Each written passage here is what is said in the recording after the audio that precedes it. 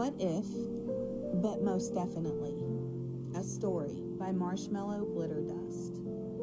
Chapter 1. What if, but most definitely, there is a place that exists, only if you stop trying to get there. It's called Marshmallow Land, and this is how it works. You don't arrive all at once, you soften into it. Marshmallow Land is not made of marshmallows despite the rumors. That would be practical and sticky. It is made of marshmallow stardust, which is what remains when certainty dissolves, but kindness stays. And I am marshmallow glitter dust. This is not something I decided. This is something I remembered. Nearby, but not too nearby, is a town called Unknowingville. Unknowingville lives in the first dimension, a place where things prefer to be measured, managed, and explained immediately. Breath there is functional, in and out, no wondering, no listening afterward.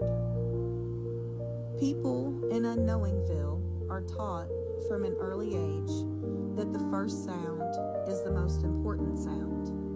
The loudest answer wins. Silence is suspicious. Pauses are inefficient. This is where the ills live. Now, the ills are not villains.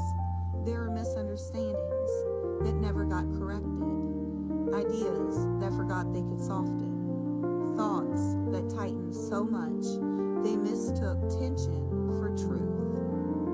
They walk around with clipboards and confident voices, saying things like, "This is how we always do it. This is the right way. And everyone else is doing it." They do not notice echoes. Take illustration, for example. Illustration carries a very large book filled with other people's instructions.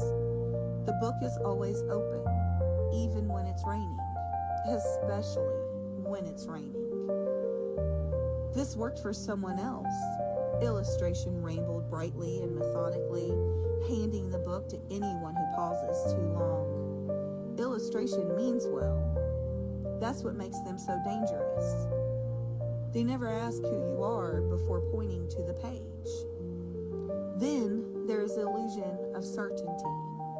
Illusion speaks in headlines, short sentences, and strong opinions.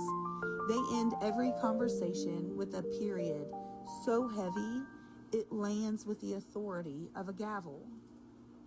No, guilty, and ignorance is no excuse for breaking the law. The illusions dislike questions, but despises pauses. When silence appears, the illusions fill it immediately, often with the wrong thing. Delivered very loudly, an illusion has never heard an echo in their life. Ill urgency is a little harder to spot because they are always moving. They wear a watch on each wrist and check both at once. They rush people gently, kindly, but constantly. Quick question, just real fast. Have you looked at my email yet? No time to breathe, we'll do that later. Ill urgency doesn't know that later never arrives. But later is where breath lives. Together, the ills create a constant hum so loud, so ominous, but they've grown accustomed to it and don't even notice it now.